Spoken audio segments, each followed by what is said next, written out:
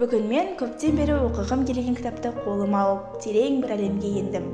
Әр беті ой салып, әр сөйлемі толғандырады. Оқи отырып мен де үнсіз ойға баттым. Бірақ ойымнан кетпей тұрған бір сұрақ бар. Осы оқиғаның кинодағы көрінісі дәл осылай әсер ете ала ма? Киноға тоқталатын болсам, бәрі осы сәттен басталды. Патша үкіметінің озбыр саясатымен, хан сұлтандардың ашкөздігінен наразылық барысында Махамбет замандасы Исатай Тайманұлы мен Зеғосты 1836-38 жылдары Исатай бастап Махамбет қостаған шаруалар көтерілісіне 2000-нан астам адам қатысты.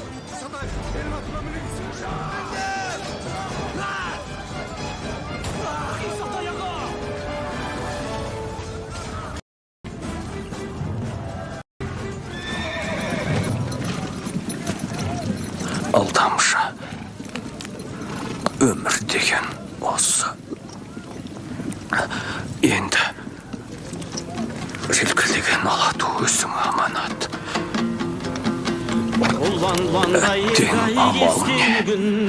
Ханға сенем деп қапияда кеттім. Тұсқыла көр жайғылайым, ер Исатай өлген күн. Мұнарда мұнар күн, мұнарда мұнар күн.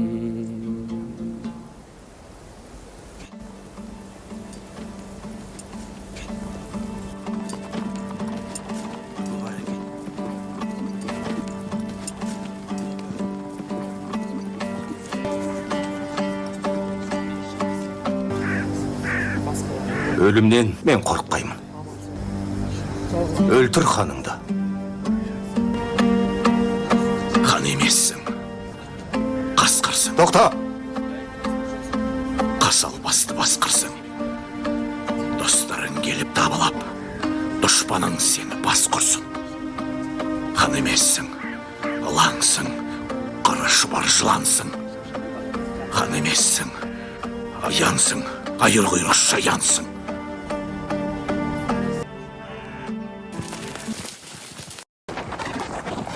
Мына өзіміздің ықылас қой.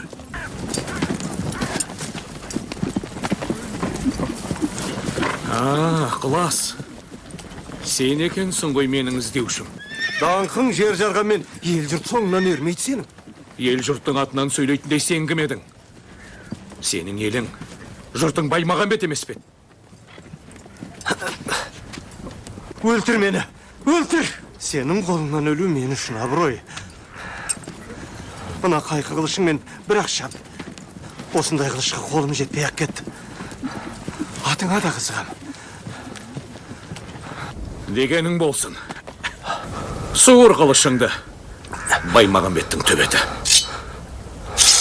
Бүгінгі бұқтың арқылы бір ойға түрткі болып келді. Опасызды! Кинодағы сезім мен кинодағы көрініс бірдей әсер бере ала ма? Қалай ойлайсыз?